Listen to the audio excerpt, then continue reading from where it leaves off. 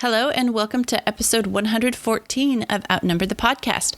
This week, we're talking to you all about lunch ideas and sharing the ways that we have solved the problems of this challenging time. So we're splitting this episode into 4 parts. Ways to prepare ahead for lunch, some easy no-cook, also known as kids can do at lunches, ideas for using leftovers up at lunch, and ways to sneak in nutrition. We also wanted to mention that for our Patreon supporters this week, we have an awesome meal plan we've put together for an entire month of lunches, themed by week. We've got links to our favorite recipes on there. We've got tips on how to get ready for the next week. And it also includes a grocery list of everything you could possibly need to get ready for lunches that week ahead of time. So we just wanted to offer this to our Patreon supporters as a special thank you. If you don't follow us on Patreon, head over there. It's super cheap and easy way to tell us thank you for doing this podcast for you. And we love to give these bonuses to our Patreon followers whenever we can.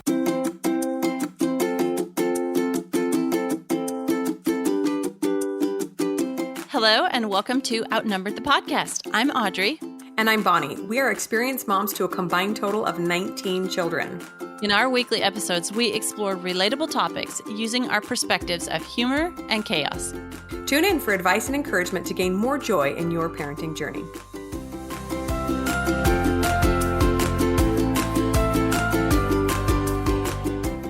Hi, everybody. We're back with another episode. And this week we are doing another one in our food series. So we're going to be talking all about lunch.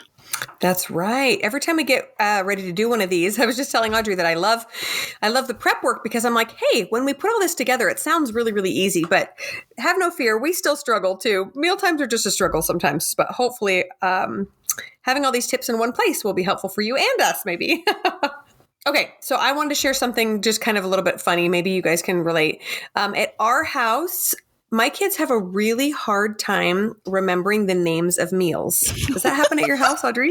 No. I don't know why. It's the under 10 crowd.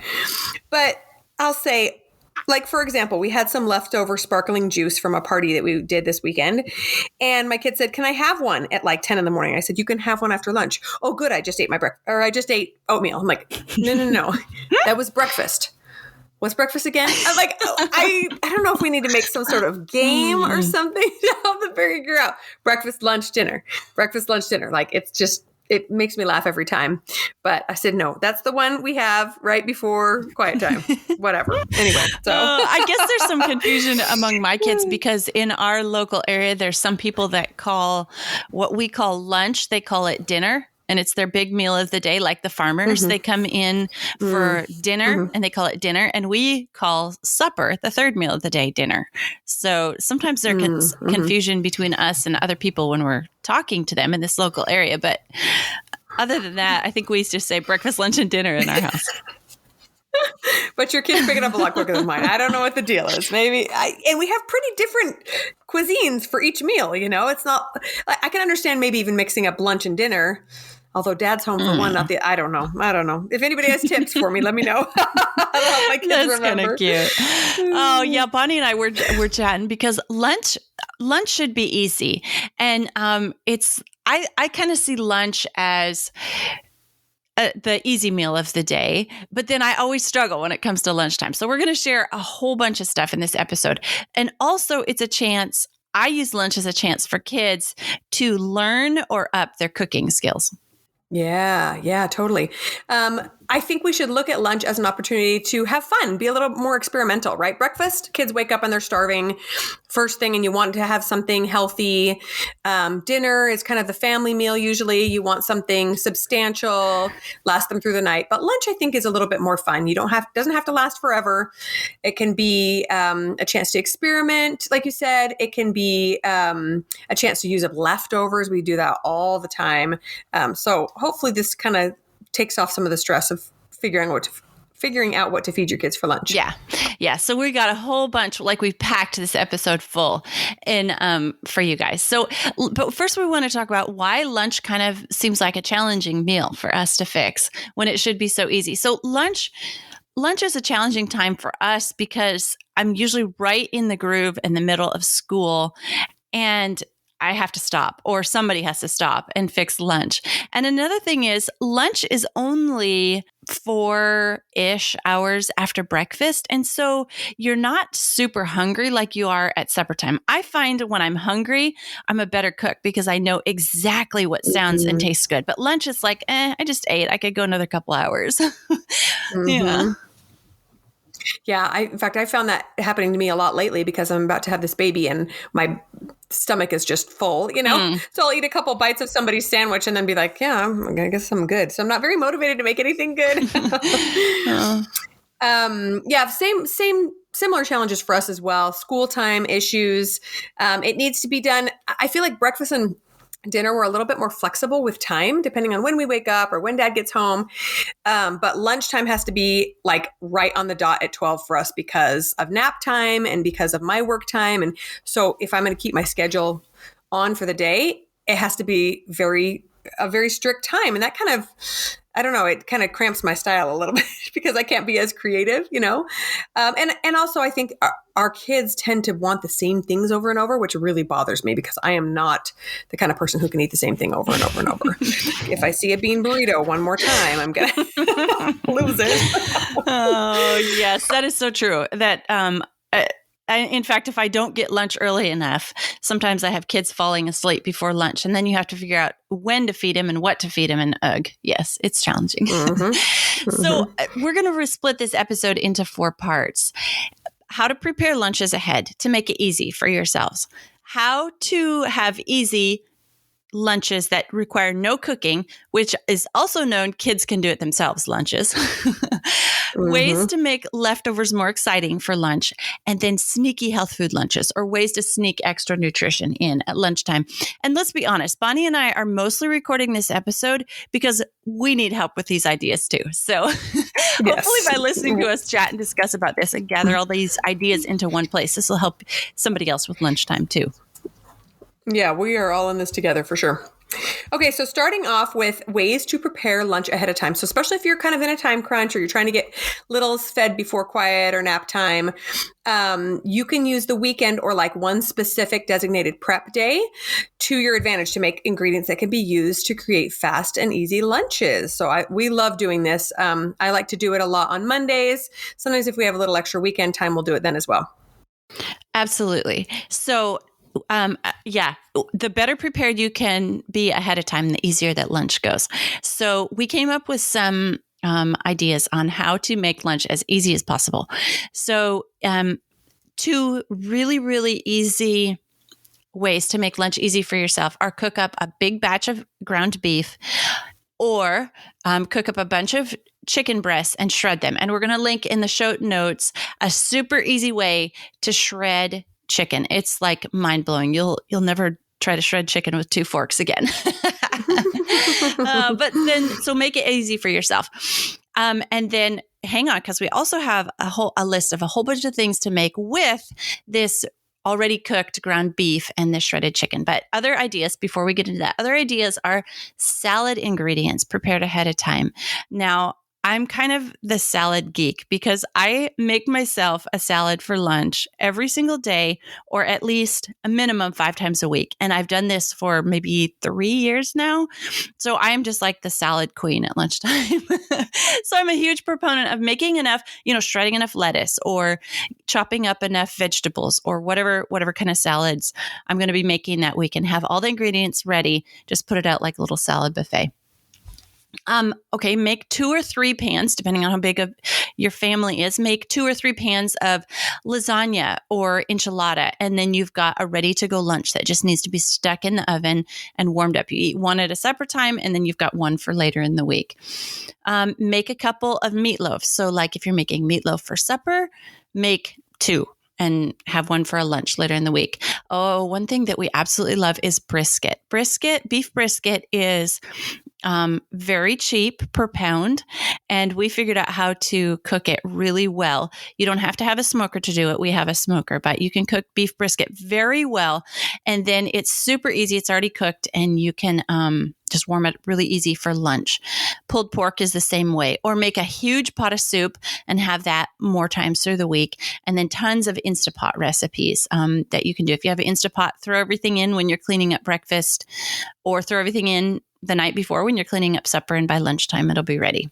Yes, I love these ideas. And making lots of extra meat or protein of some kind is just one of the easiest ways of making quick and easy lunches, because as long as it's done and in the fridge, you just pull it out, heat it up, and throw it in a bowl, throw it in a tortilla, throw it on some bread, whatever, makes things really, really simple. In fact, I will also share in the show notes our favorite barbacoa beef recipe. I found this recipe a little while ago. It is so easy. You throw everything in a crock pot, and it just cooks all day, and we make like 3 times as much as we need for a meal. And then we just pick at it all week long, and it's delicious. So many great recipes to do with that sort of thing.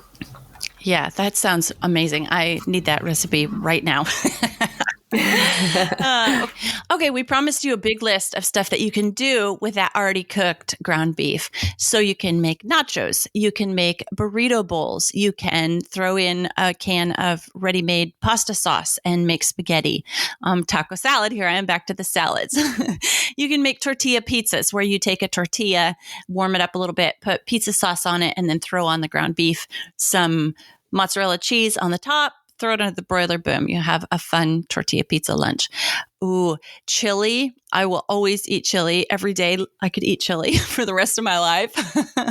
Loaded baked potatoes. So you put some out this already cooked ground beef warmed up, cheese, sour cream, bacon, whatever your kids like on loaded baked potatoes, and butter, salt and pepper, olives, whatever. My kids love all sorts of things on loaded baked potatoes. And that's an easy, fast thing to do with already cooked ground beef.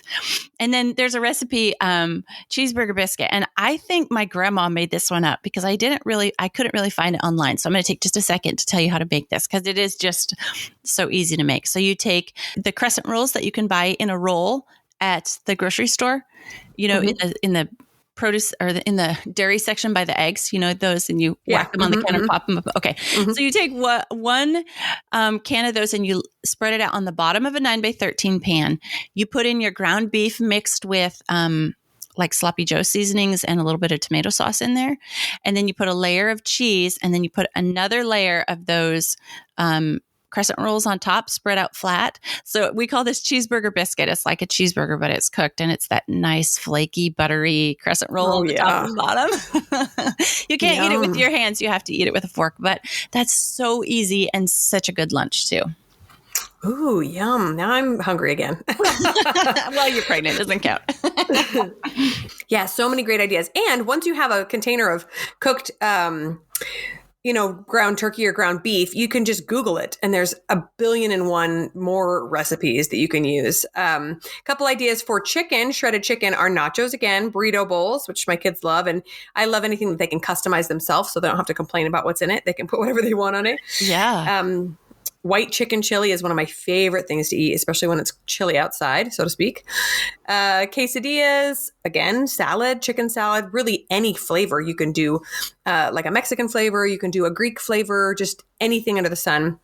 Barbecue chicken, either alone or like on a slider, chicken tacos, chicken noodle soup, heroes, like so many options. And shredded chicken in the fridge means there's always something within 20 minutes that I can make and feed kids. Yeah.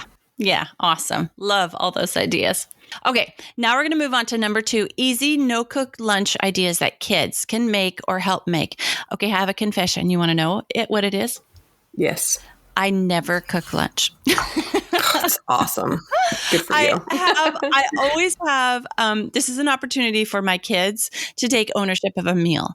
So this school year, it happens to be 2 of my sons, and they rotate days of the week. One does Monday, Wednesday, Friday, and the other one does Tuesday, Thursday, Saturday. They do lunch, and it's an opportunity for my 9-year-old and my 15-year-old to take ownership of a meal, and they can get as creative as they want. They can do leftovers, but they can also do, like 9 is a little young to be using the stove. So he's using some of these easy lunch, no cook ideas if he's not doing leftovers. It's an opportunity for them to learn new cooking skills and experiment with different tastes and combinations and ingredients. So lunch is super easy for me because I never fix anything except my own salad.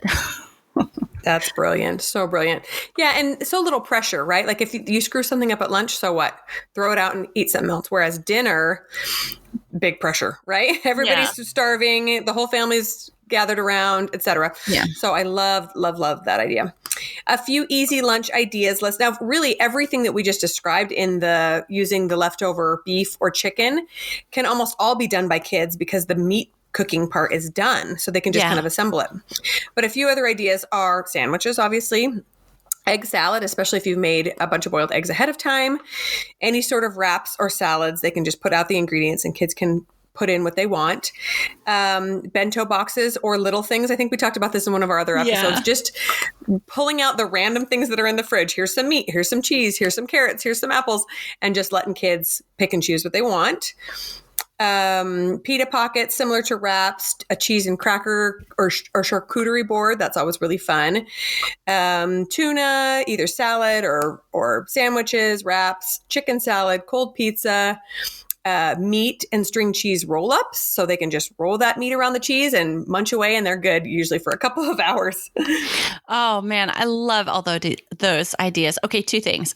I'm going to link in the show notes of some bento box ideas because, oh my goodness, these are so gorgeous and beautiful and easy and nutritious for kids to make. And they kind of have fun, like especially if you buy them the little bento box containers where they have the different sections and you say, okay, you need to put in a protein and a vegetable, and they just have super fun. So yeah, we're going to link that one in the show notes.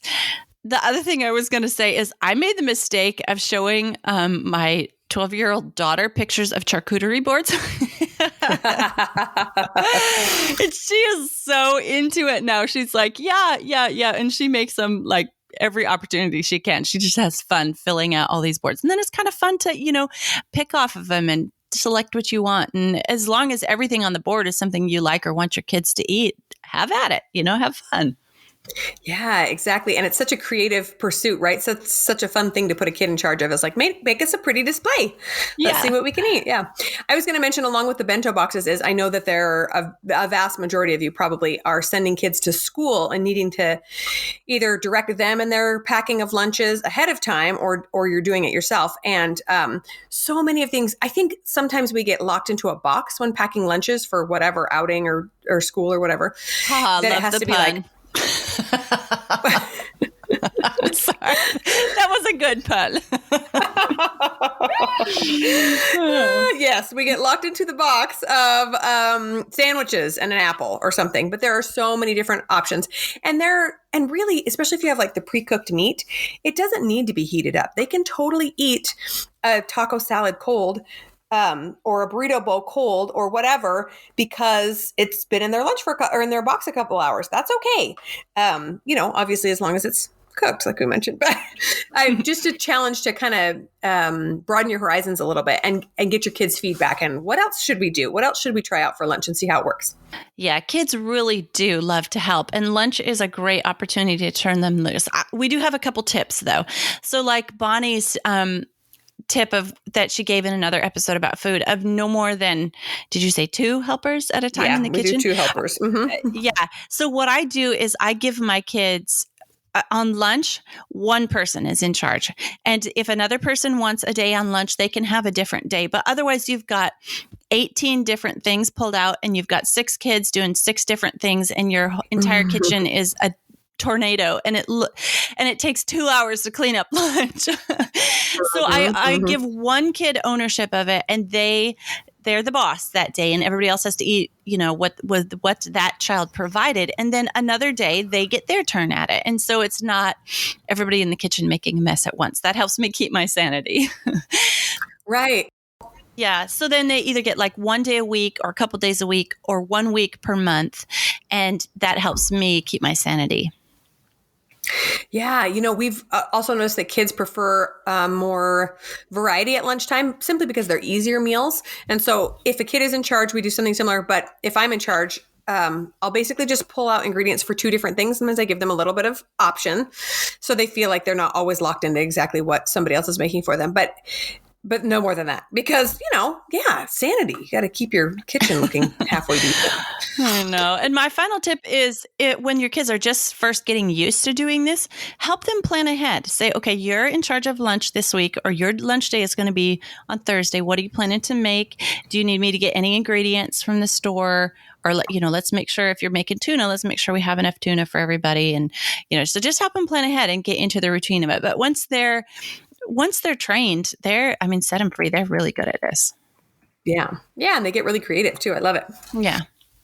Okay, so moving on to number 3, talking about leftovers. So obviously there's the option of using it as is, which if it's a meal that went over really, really well with my kids, we just reheat it as is. But for some reason, even the meals that my kids eat fairly happily, they're not always happy about having leftovers with, unless it was something that they just absolutely loved.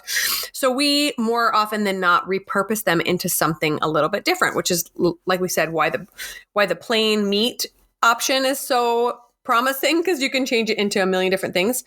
But just kind of get creative.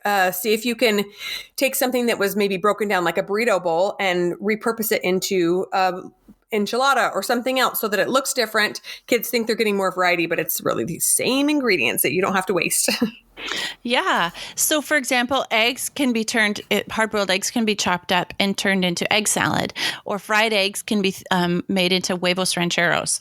Or my kids love anything thrown into a tortilla, topped with cheese and fried. They're like, "Oh, Mom, this is so good." And it's like anything I throw in. Chicken becomes chicken salad. Turkey becomes white chili. Steak becomes steak sandwich or fajitas, or so many different ideas to just change them into something different. So if your kids didn't like it or didn't want to try it the first time, maybe throw it in a tortilla and they're like, "Hey, turnips in a tortilla? It's kind of good." Yeah. Yeah. Great way to use up leftover vegetables, especially if it was something that my kids didn't love on its own. All I do is throw it into, the leftover soup or something, or chop it up and put it in a burrito, and they're none the wiser. It's pretty great. Yeah. Yeah. And just get creative. You can always use Google, Pinterest, have fun, ask your friends what they're eating for lunch, and look at those leftovers as an opportunity to get creative and also reuse this food that otherwise would be wasted, because especially when it comes to a bigger family, when you have a lot of leftovers, it's a lot of food waste unless you can repurpose it. Yes, that is true. And frugality is like lunchtime, again, being an opportunity to to use up those leftovers and save some money. Okay, so our last section is ways to sneak in healthy items, are a little more nutrition at lunchtime.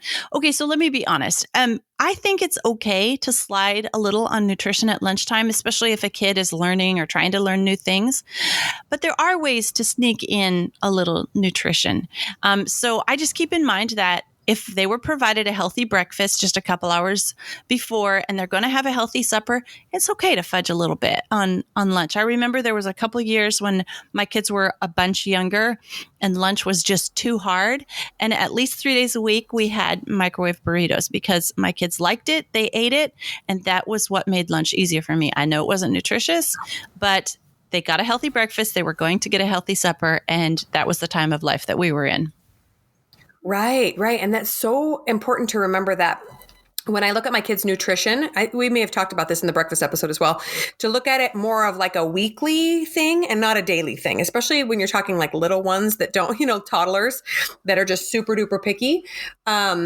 I like to, instead of thinking, wow, all she ate was string cheese and yogurt today, like the whole day, instead I think, yeah, but the next day she downed her green smoothie. So it's okay if it's balanced on a weekly basis, less so than on a daily basis, right? Yes. My toddler and my 3-year-old and 1-year-old are in a current stage where they don't eat anything off their own plate, but they'll only eat things off other people's plates. So I'm just like, oh my goodness, little brats, but at least they're eating vegetables off other people's plates sometimes. All right. A couple ideas to sneak in some of that nutrition is offer some raw fruits and veggies. Like sometimes my kids will just have a ham sandwich every day for 4 days, but they've always got some apples and almond butter and carrots and hummus, something on the side that I know they're getting a little bit more nutrition into their little bodies. Yogurt popsicles are always a fun idea. Kids love anything frozen. Green smoothies, which on that note, we often freeze leftovers and make them into popsicles. Kids love those as well. Audrey's talked about her seaweed snacks that our kids love, which we still have to try. They sound delicious. Sneaking in whole grain breads instead of white. There are a lot of really great whole grain options right now that don't taste like dirt. So that's fun. I can't even buy white bread. I don't care for it myself. I have to have something that just tastes a little more nutritious. And so my kids have learned to love that as well. And then adding nuts, avocados, other healthy fats into their lunchtime routine is an easy way as well.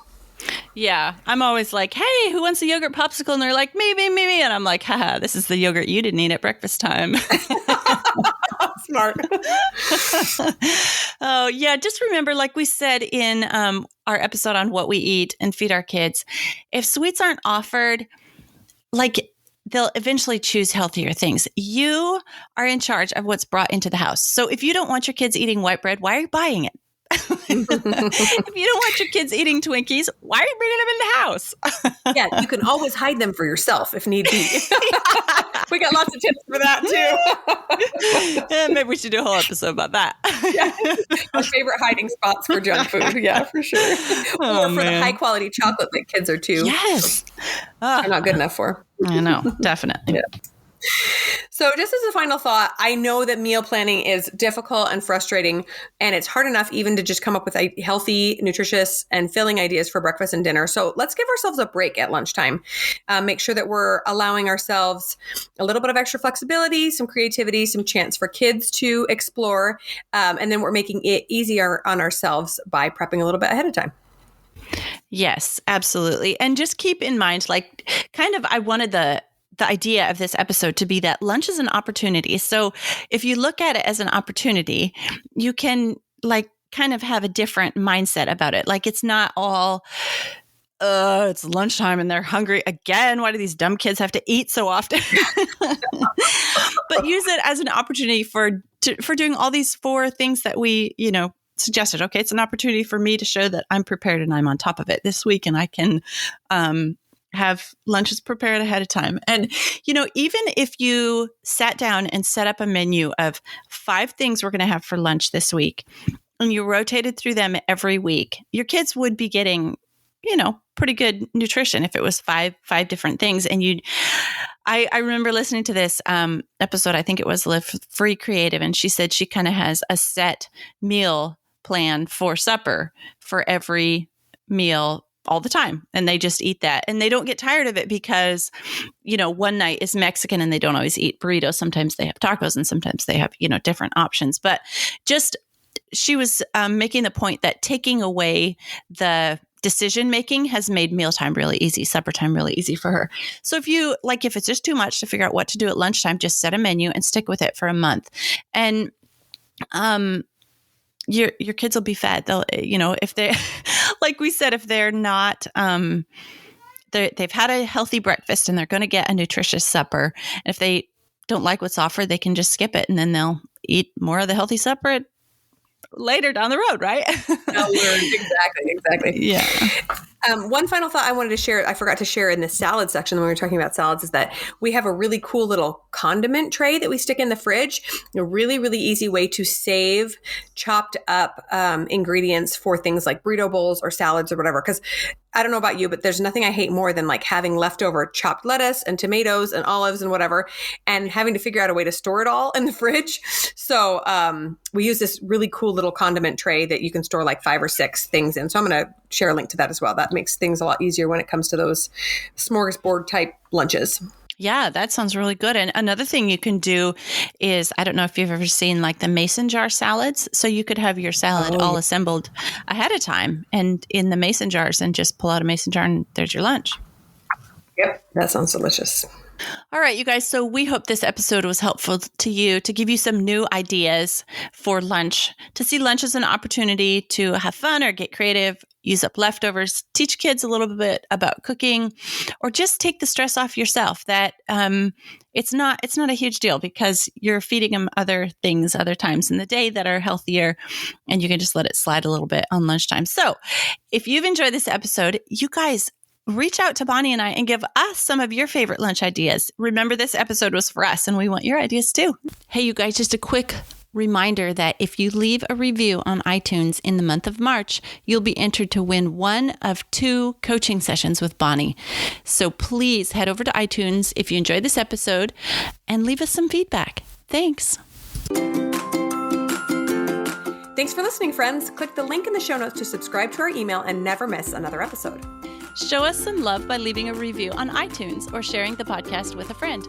Thanks for all your support. We'll talk to you next week. Ugh. It's one thing when the 3-year-old shows up, but when her big sister's standing there right next to her, I'm like, can you go away now? Good I know. night. I just had to mute myself to yell at my 12-year-old too. I'm like, do you realize it sounds like there's a herd of elephants downstairs underneath of me? Ugh. Well, and she likes to let her come over here so she can ask me if she can watch a movie. I said, no, that's the rule. You're in charge. So she doesn't have to watch TV. So I don't have to rely on technology. Okay, anyway.